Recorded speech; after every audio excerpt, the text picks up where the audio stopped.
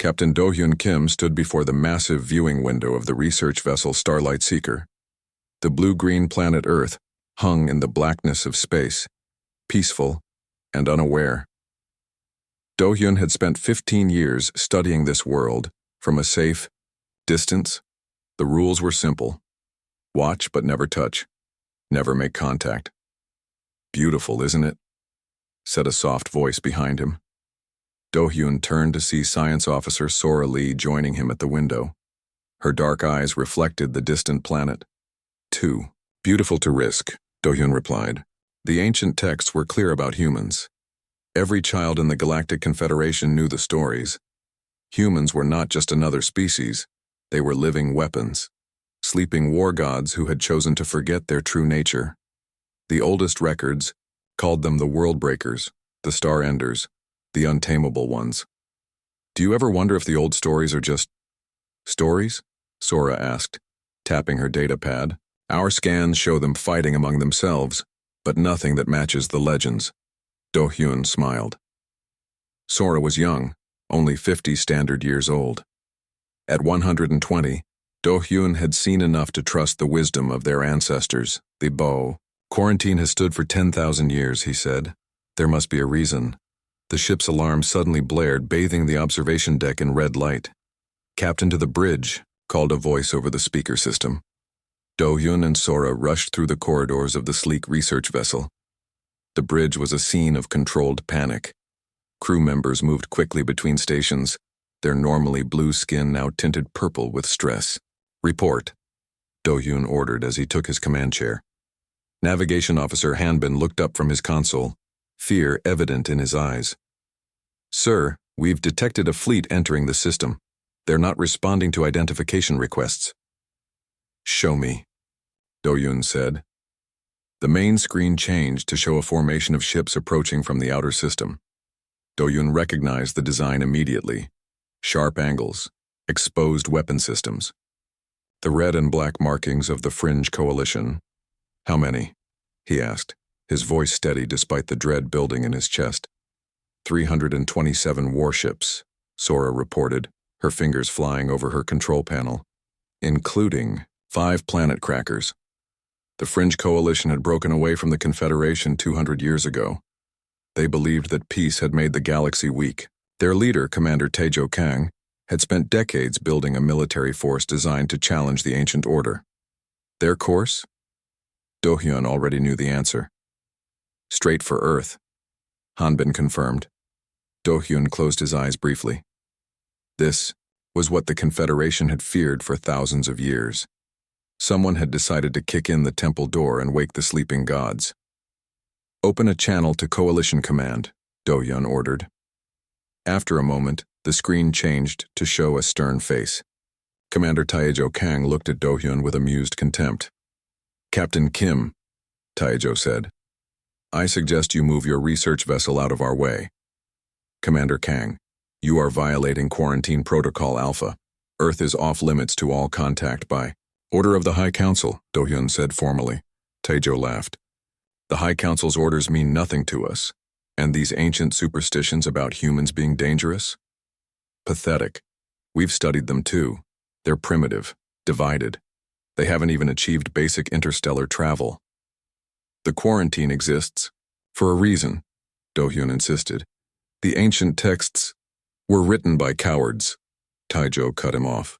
"My scientists have analyzed your precious texts. Do you know what they found? Fear, not facts. The early Confederation was afraid of humanity's potential, so they isolated them." Do-hyun felt cold. "Commander, I beg you to reconsider." "Too late, Captain. My forces are already entering Earth's atmosphere. Soon, the myth of the dangerous human will be exposed as the lie it always was." Taejo leaned forward. "Or perhaps we'll find a useful servant species. Either way, the Coalition will benefit." The screen went dark. "He cut the transmission," Sora said. Do-hyun stared at the empty screen, then turned to his communications officer. "Send an emergency signal to the High Council. Quarantine breach in progress. Request immediate response." "It will take 3 days for our message to reach them," the officer reminded him.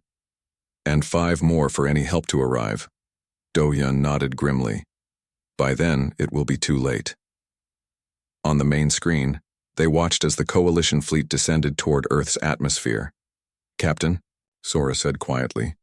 If the legends are true, Do-hyun nodded. Then we're about to witness something terrible. On Earth, Park Mina was having a normal morning. She walked to work through the busy streets of Seoul, stopping to buy coffee from her favorite shop. She was 32 years old, worked as a structural engineer, and had never thought much about aliens or space. As she waited for the crosswalk light to change, she noticed people looking up at the sky. Mina followed their gaze. Strange, dark shapes were appearing among the clouds. At first, she thought they might be unusual storm formations. Then one of the shapes descended lower, revealing a massive ship unlike anything she had ever seen.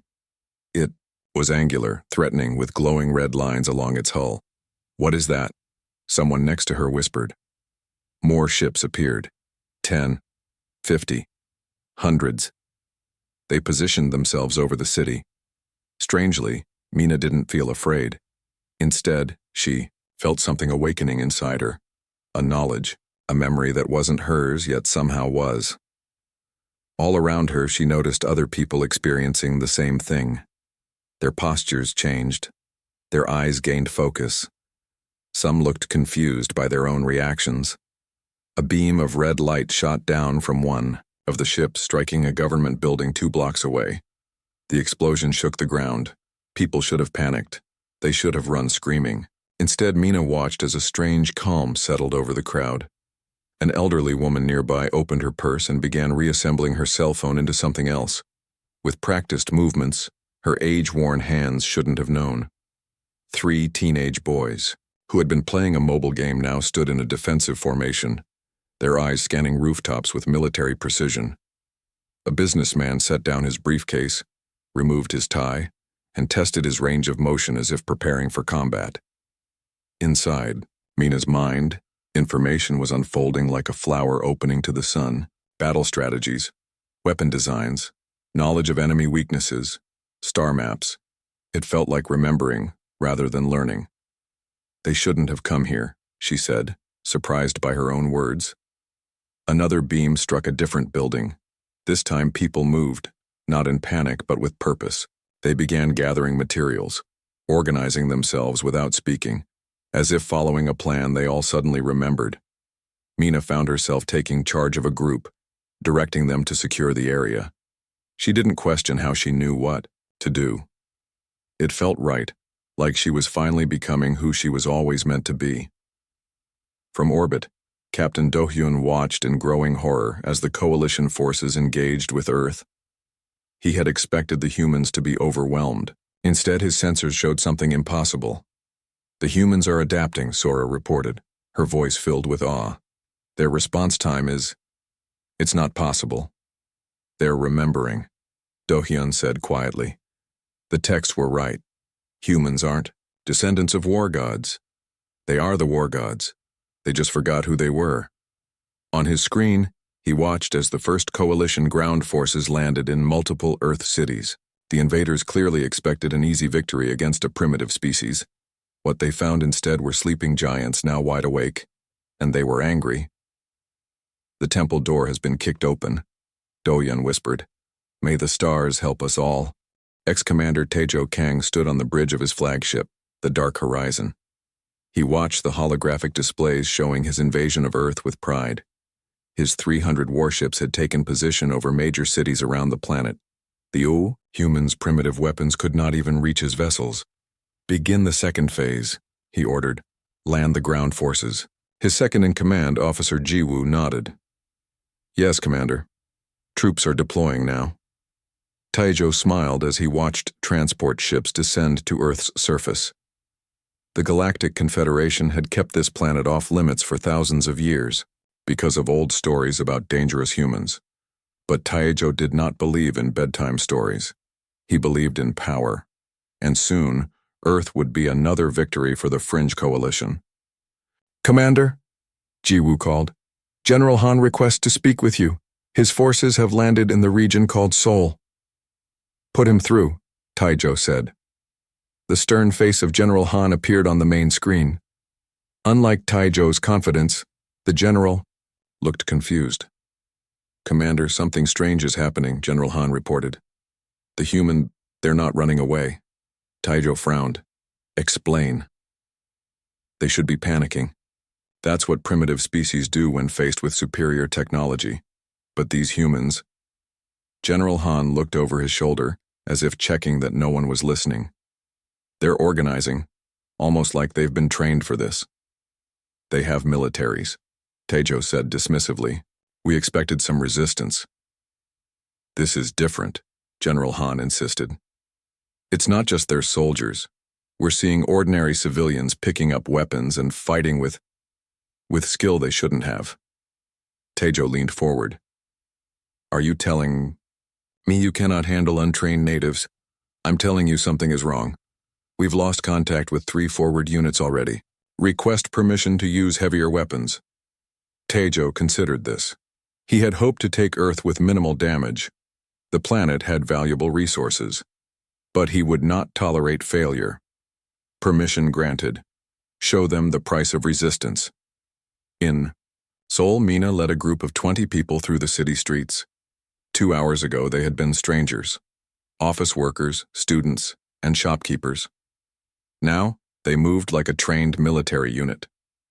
This way, Mina directed, pointing toward an underground subway station. She didn't question how she knew this was the right move. The knowledge flowed through her like water finding its natural path. They reached the station just as another red beam hit a nearby building. The ground shook, but no one panicked. Taewon, guard the entrance, Mina said to a young man who had been delivering food when the invasion began. Now he held a makeshift weapon fashioned from a metal pipe with complete confidence. Yes, leader, he replied, taking position. Underground, the group found others who had sought shelter. Some were injured. An older woman named Boyan, who had been a bank clerk that morning, now expertly treated wounds with torn clothing and items from a first aid kit. We need better weapons, said Junho, who hours ago had been teaching high school mathematics. Now his eyes held the calculation of a seasoned warrior. Mina nodded. The aliens have landed troops 6 blocks from here. We can ambush them and take their weapons. No one questioned how she knew where the aliens were. The same instinctive knowledge guided them all. I found something, called a voice from deeper in the tunnel. A young woman named Soyul approached, dragging a heavy metal case. This was in the maintenance room. I think it's important. Mina knelt beside the case. Her fingers moved automatically, working the lock in a sequence she somehow knew. Inside was an old radio system, military grade. This can help us communicate with other groups, she said, beginning to adjust the frequencies. Again, she didn't question how she knew what to do. As she worked, Junho organized a team to prepare for the ambush. People collected items that could be used as weapons or tools. They moved with purpose and discipline that none of them had possessed hours earlier. I'm getting signals, Mina announced. There are resistance groups forming all over the city, all over the world. Are they like us? Taewon asked from his post. Do they also remember things they shouldn't know? Mina nodded. It's happening everywhere. Whatever these aliens did by coming here, they woke something up inside all of us.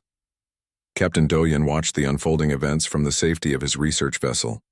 The ship's sensors captured footage from Earth's surface that confirmed his worst fears. This is impossible, Sora whispered as they watched humans efficiently ambushing coalition soldiers in city after city. These are civilians. They shouldn't know military tactics or how to disable alien technology. And yet they do, Do-hyun said. The ancient texts were right. He turned to another screen showing data from their long-range sensors. The coalition is bringing in their heavy weapons. This will get worse before it gets better. Hanbin looked up from his console. Captain, I've been analyzing the patterns. The humans aren't just fighting back, they're adapting. Look at these readings. The screen showed thermal images of human bodies. Their brain activity was unlike anything Do-hyun had seen before. It's as if neural pathways that have been dormant for generations are suddenly active, Sora said, studying the data. Like their bodies remember what their conscious minds never knew. I need to warn the coalition, Do-hyun decided. They don't understand what they've done. Would they listen? Sora asked. Do-hyun sighed. Probably not. But I must try. General Han led his elite squad through the ruins of what had been a shopping district. His initial confidence was gone. In just 6 hours, his forces had suffered losses they hadn't expected in 6 days. Movement ahead, one of his soldiers reported. General Han raised his weapon, scanning the area. His squad had 20 of the best-trained soldiers in the coalition forces. They wore advanced battle armor and carried weapons that could melt steel. Yet, he felt afraid. A sound made him turn, but it was too late. Humans emerged from hiding places all around them, not soldiers in uniform, but ordinary people wearing everyday clothes. The only difference was in their eyes, focused, determined, knowing. His squad opened fire, but the humans moved with unexpected speed. They ducked behind cover and returned fire with weapons they had taken from fallen coalition soldiers. Back, General Han ordered, but 3 of his soldiers were already down. A human woman stepped forward. She wore simple clothes and had no armor, but she moved like a veteran of 100 battles. It was Mina, though General Han didn't know her name. You shouldn't have come here, she said simply. General Han fired his weapon. Mina dodged with impossible speed and closed the distance between them. Before he could react, she had disarmed him with a move that no primitive human should have known. How? He gasped as she held his own weapon against him. We remember, she said. You made us remember. In orbit, Commander Taizhou received the reports of mounting losses with growing rage. This is not possible, he shouted, slamming his fist on the control panel. They are just humans. Officer Jiwoo approached cautiously. Commander, we're receiving a transmission. It's from the Confederation research vessel. Put it through, Taizhou snapped. Captain Do-hyun's face appeared on the screen. There was no satisfaction in his expression, only concern. Commander Taizhou, you must withdraw your forces immediately, Do-hyun said. The situation will only get worse. We are experiencing temporary setbacks, Taizhou replied stiffly.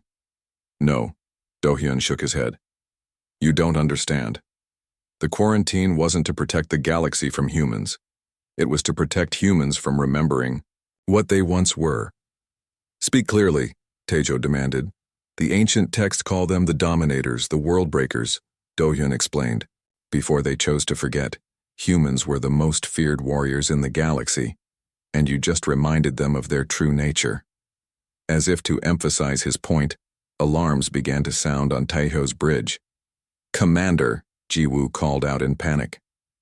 The humans, they've captured 3 of our landing ships. They're flying them. Taizhou's face went pale as he realized his mistake. He had not found a primitive species to conquer. He had awakened sleeping war gods, and they were coming for him next. Mina stood in what had once been a subway maintenance room, now transformed into a command center. Maps covered the walls. Captured alien weapons lay on tables.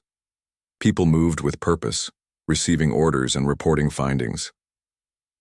3 days had passed since the invasion began. 3 days since ordinary humans had awakened to find themselves filled with knowledge they shouldn't have. The aliens are pulling back from the city center, reported Junho, pointing to a map. They're regrouping near the river. Mina nodded. They're learning to fear us, but we need to push harder. She turned to Taewon, who was examining one of the alien weapons. In the short time since the invasion, he had somehow become an expert on alien technology. How are the modifications coming? She asked. Taewon held up the weapon. I've improved the energy efficiency. It now fires 30% more shots before needing to recharge. He paused, looking troubled. Mina, don't you find it strange that I know how to do this? 3 days ago, I delivered food on a motorcycle. Mina understood his concern. The same question had been bothering her. Something is happening to all of us, she said. Knowledge we never learned is surfacing in our minds. Skills we never practiced feel natural. Soil, who had been monitoring communications, called out. We're receiving a new signal. It's coming from space. Mina rushed to her side. Can you put it through? The radio crackled. Then a voice came through. This is Captain Do-Hyun Kim of the Galactic Confederation Research, Vessel Starlight Seeker. I am attempting to contact Earth's emerging defense forces. Please respond.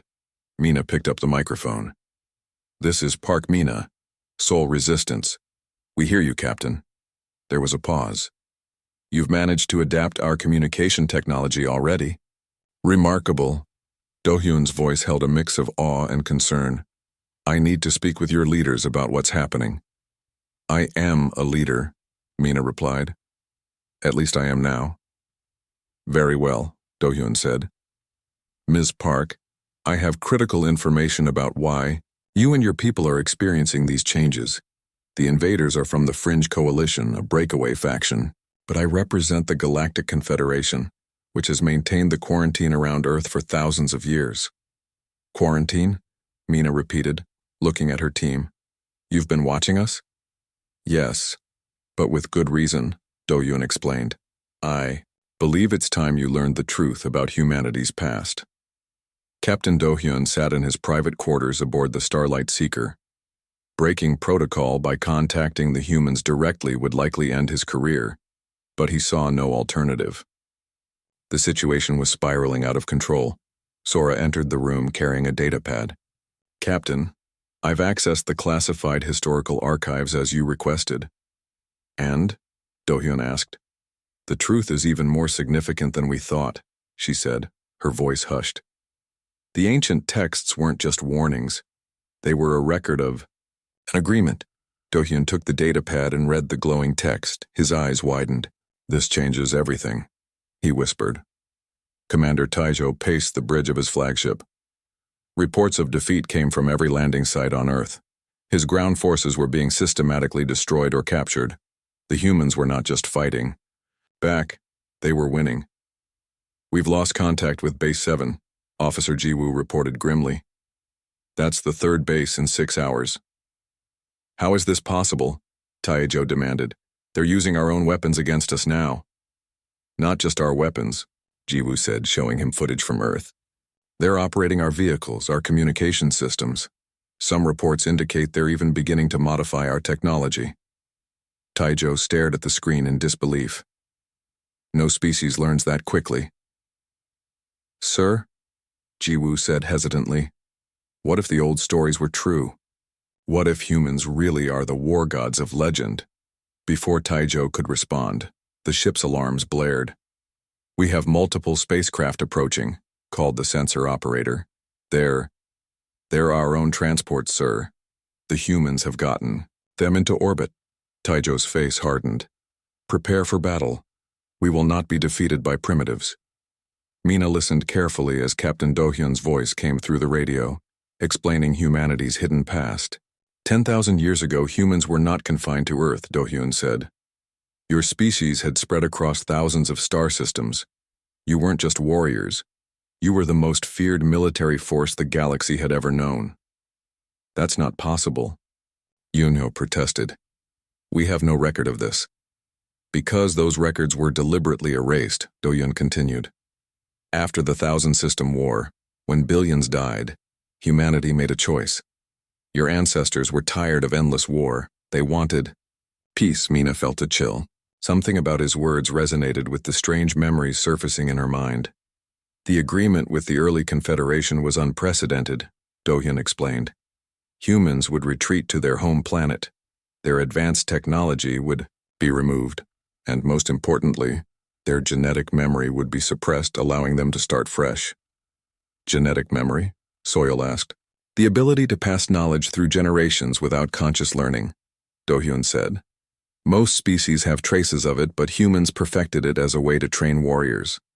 Combat techniques, tactical knowledge, even technical skills, all encoded in your DNA, dormant until needed. Mina thought about how she instinctively knew military strategies and could operate alien technology with hardly any practice. The quarantine wasn't to cage you, Do-Hyun continued. It was to protect your choice to forget your violent past. Earth was not a prison. It was a sanctuary. And now the sanctuary has been violated. Mina said softly. Yes. The coalition invasion triggered your genetic memory. The knowledge of countless generations of warriors is awakening within you all. The sleeping gods have been disturbed, and they remember their power. These memories.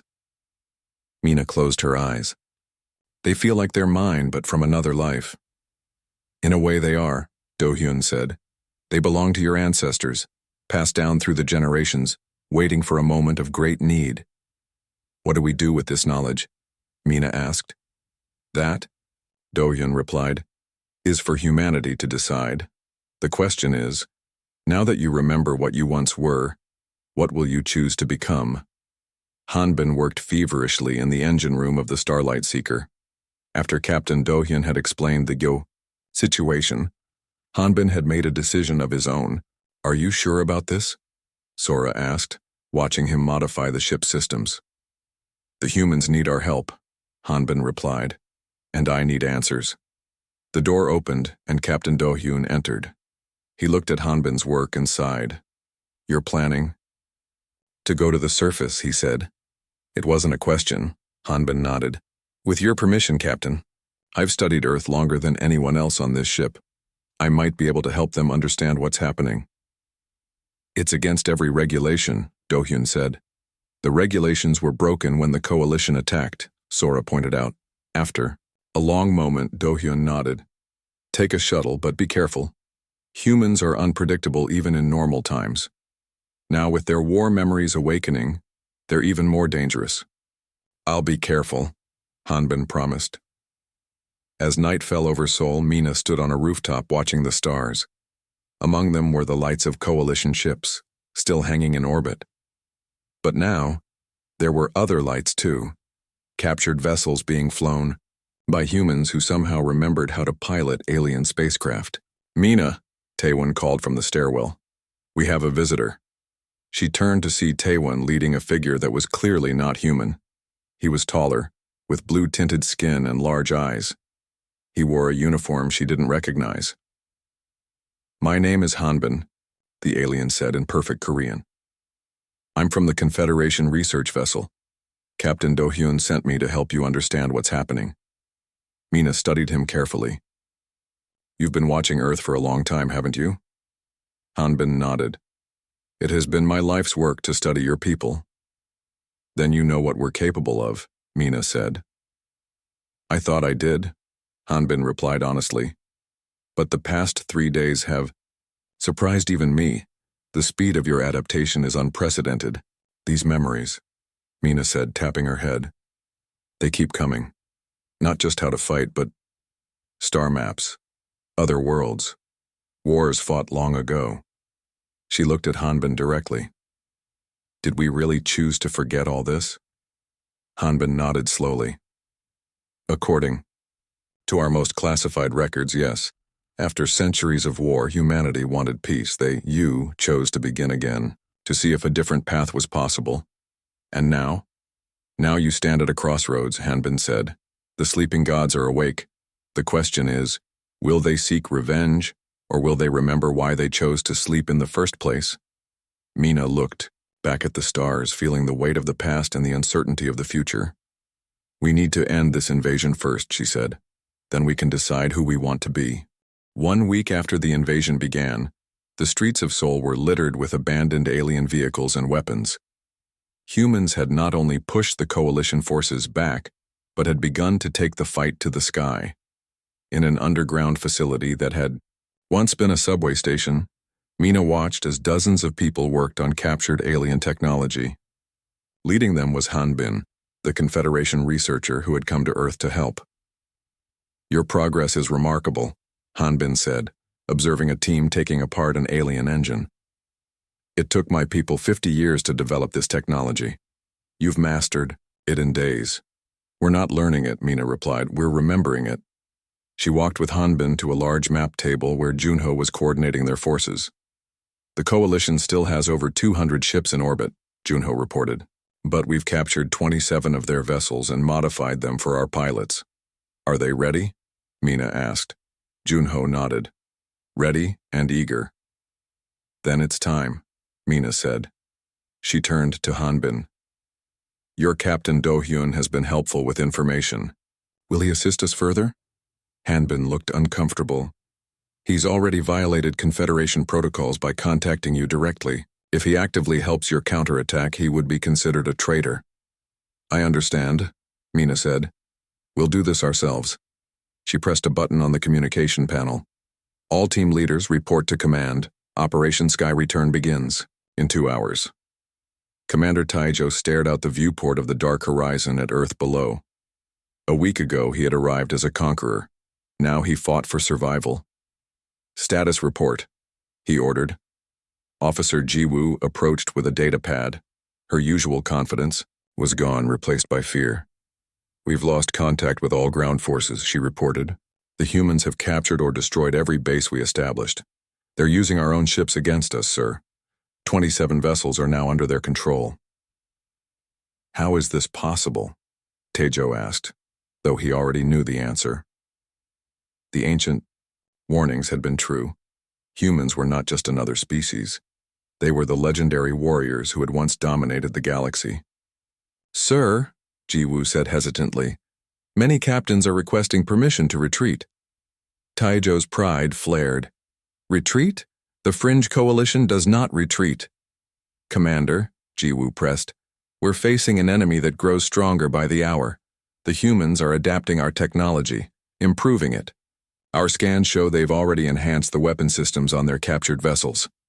Before Taijo could respond, alarms blared throughout the bridge. Multiple ships approaching, called the sensor officer. They're rising from the planet's surface. On the main screen, Taijo watched as a formation of ships approached. Some were coalition vessels now piloted by humans.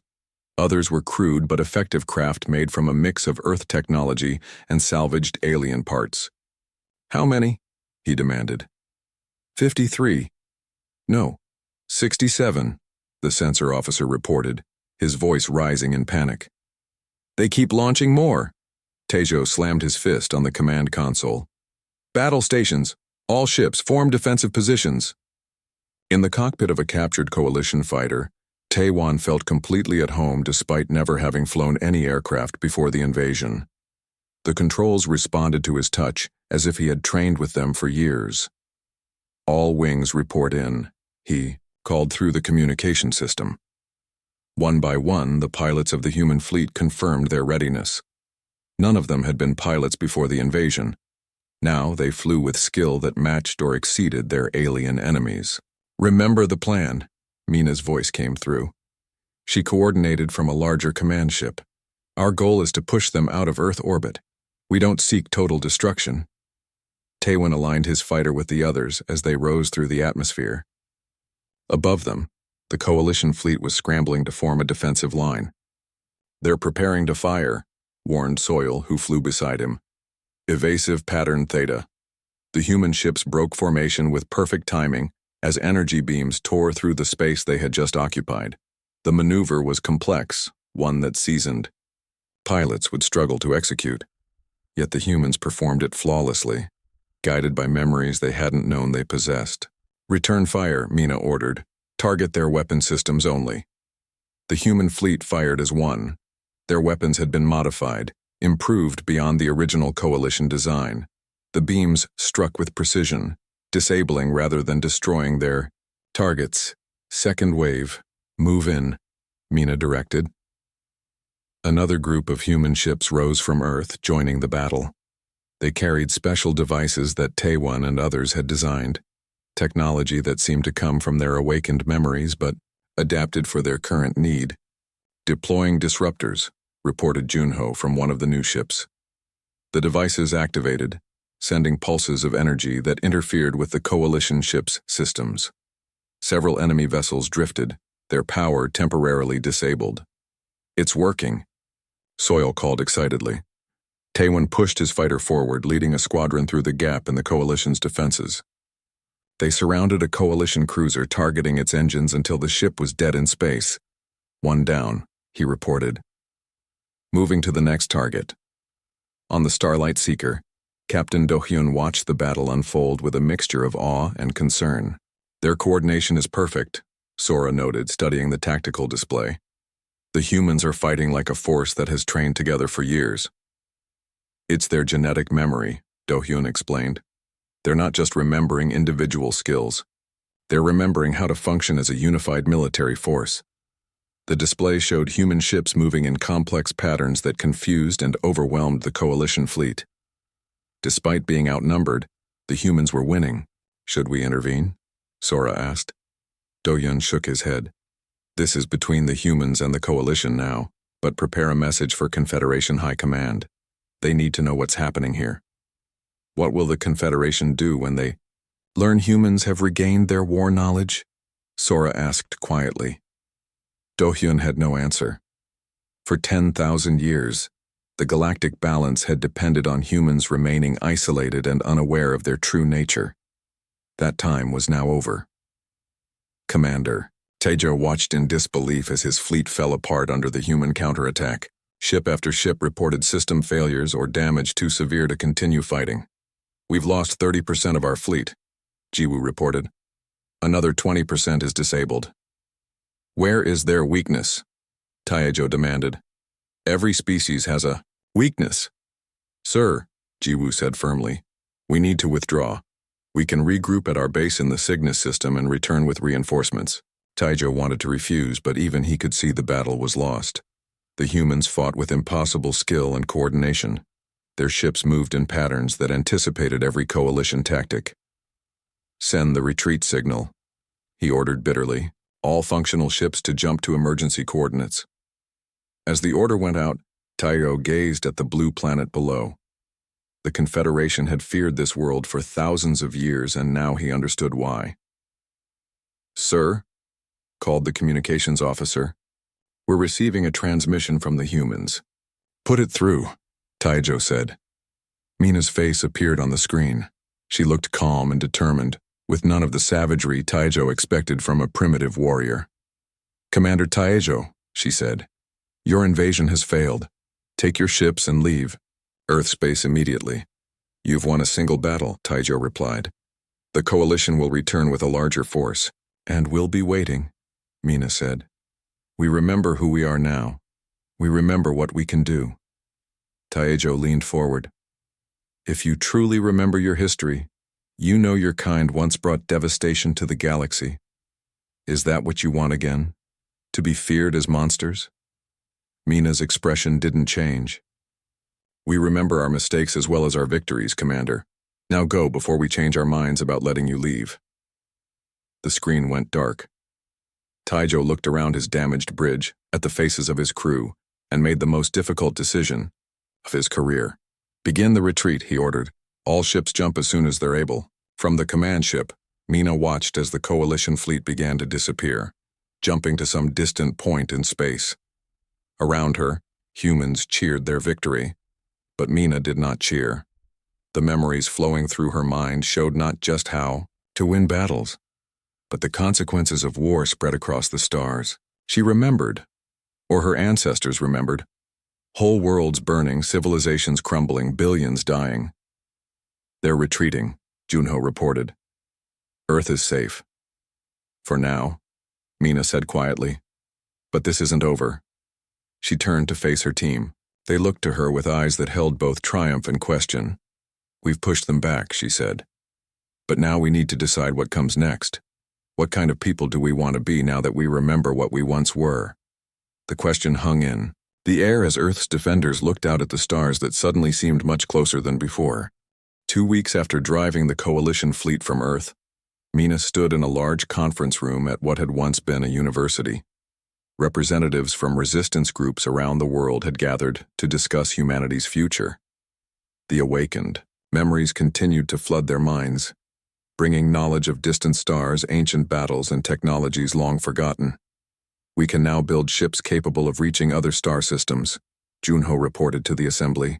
He displayed designs on a large screen. The knowledge is in our memories. We've already started construction on 5 vessels.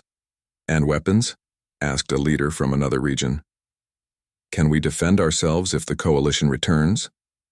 We can do more than defend, Taewon replied. He stood beside a table covered with advanced devices. The technology we're developing now surpasses what the Coalition used against us. We're not just remembering our past, we're improving on it. Mina watched the eager faces around her. The room hummed with excitement about humanity's expanding capabilities, but she felt caution alongside the shared enthusiasm. Before we rush to the stars, she said, rising to address the group, we should remember why our ancestors chose to forget all this. The room quieted. All eyes turned to her. The memories that guide our hands to build these wonderful machines also show us the terrible cost of our former path, she continued. Worlds destroyed, civilizations ended, billions of lives lost in wars that spanned the galaxy. Hanbin, who sat at the back of the room as an observer, nodded slightly. Captain Do-hyun, who had finally come to Earth himself, watched with interest. Phew. Ancestors were the most feared warriors in the galaxy, Mina said. But they grew tired of endless war. They chose peace and forgetting over power and destruction. Shouldn't we consider why? A moment of silence followed her words. What are you suggesting? Asked a representative from another continent. That we destroy this knowledge? Return to our former ignorance? No, Mina shook her head. We can't unknow what we now know, but we can choose what to do with that knowledge. Captain Do-hyun had broken every rule in the Confederation handbook by landing on Earth. Yet as he listened to the humans debate their future, he knew he had made the right choice. She's remarkable, he said quietly to Hanbin. They all are, Hanbin replied. The speed of their adaptation, their innovation, it goes beyond what even the ancient texts described. Do-hyun nodded. And they stand at a turning point. What they decide here will affect the entire galaxy. His communication device beeped. Do-hyun checked the message and his expression grew serious. The Confederation fleet has arrived in the system, he told Hanbin. They've detected the human ships under construction. They're concerned. What will they do? Hanbin asked. That depends on what the humans decide, Do-hyun said, turning his attention back to the debate. In the holding bay of the Dark Horizon, Commander Taejo reviewed his remaining forces. The retreat to the Cygnus system had been humiliating. Half his fleet was damaged or lost entirely. Repairs are proceeding slowly, Commander, Officer Jiwoo reported. We won't be combat ready for at least 3 weeks. Taejo scowled. The humans could reach us before then if they continue their rate of advancement. Sir, Jiwoo said carefully, perhaps we should consider a different approach. The humans let us retreat. They could have destroyed us but chose not to. Your point? Taejo demanded. The ancient texts described humans as fearsome warriors, yes, but they also spoke of humanity's choice to lay down their weapons. Perhaps we should— Enough, Taejo cut her off. I will not surrender to primitives. Who got lucky? With all respect, sir, Jiwoo pressed. What we witnessed wasn't luck. It was the awakening of something powerful, something the galaxy has feared for millennia. Taejo turned away, unwilling to accept the truth in her words. But doubt had taken root in his mind. Back on Earth, the debate continued. Some leaders argued for building a powerful fleet to protect Earth and perhaps restore humanity's former glory among the stars. Others cautioned restraint, pointing to the destructive paths shown in their awakened memories. We need to protect ourselves, one representative insisted. The coalition will return, possibly with reinforcements. True, Mina acknowledged. But there's a difference between defense and dominance. Our ancestors dominated the galaxy through fear. Is that what we want again? The Confederation fleet has entered orbit, Do-hyun announced, approaching the podium. They've detected your ship construction and are concerned about what it means. Murmurs spread through the assembly. Are they planning to attack us? Someone asked. No, Do-hyun said. They're waiting to see what you decide. Your choice here today will determine their response. Mina looked at the faces around her. Ordinary people who had discovered extraordinary abilities within themselves. Shopkeepers who now designed starship engines. Teachers who now coordinated space battles. Students who now improved upon alien weapons. I propose a third path, she said finally. Neither forgetting nor conquest. The room fell silent as she explained her vision. 3 days later, Mina stood on the landing pad beside a newly constructed ship. It was beautiful, sleek and powerful, incorporating the best of remembered human design with innovations developed since the invasion. "It's ready," Taewon said, approaching with Junho and Soyul. "The Confederation representatives are waiting, inside." Mina nodded. "And our team?" "Prepared and eager," Junho replied, "though many still question your approach." "It's the right path," Mina said with certainty. "I feel it in my memories and in my heart." They entered the ship, walking through corridors that hummed with energy from technology that Earth had not seen for 10,000 years. In the main conference room, Captain Do-hyun waited with representatives from the Confederation fleet. "The High Council has reviewed your proposal," Do-hyun said when everyone was seated. "They find it unexpected, but acceptable?" Mina asked. "Cautiously, yes," Do-hyun confirmed. "The Peacekeepers initiative you've proposed is without precedent. Humans serving as a neutral force to prevent conflicts rather than participate in them." "We remember both war and the desire for peace," Mina explained. "Who better to stand between potential enemies?" The lead Confederation representative, an elder with silver skin, leaned forward. "And the coalition? They may not accept your role as peacekeepers. We're sending a delegation to meet with them," Mina said, "to offer understanding rather than revenge." "Bold," the elder remarked. "Some would say foolish." "Perhaps," Mina acknowledged. "But we remember enough war to last lifetimes. We choose a different path forward." 1 month later, Commander Taejo stood nervously as the human delegation entered his base in the Cygnus system. Against all expectations, they had come not with weapons but with an offer of peace. "Your invasion awakened something in us," Mina told him, "but not just our capacity for war. We also remembered why we chose to forget it." "And what do you want from me?" Taejo asked suspiciously. "Nothing," Mina replied. "We've established an agreement with the Confederation as neutral peacekeepers. We're extending the same offer to the coalition. We won't take sides in your conflicts. Instead, we'll work to prevent them." Taejo stared at her in disbelief. "You could destroy us. Your technology is already advancing beyond ours." "We could," Mina agreed, "but that's exactly what our ancestors were trying to escape. An endless cycle of destruction. We're choosing a different way." As Taejo considered her words, she added, "The sleeping gods have awakened, Commander, but we get to choose what kind of gods we want to be." On Earth, humans continued to build, their hands guided by ancient memories but their hearts directed by a new purpose. The ships that rose from their planet were not destroyers but protectors, designed to stand between warring factions and foster understanding.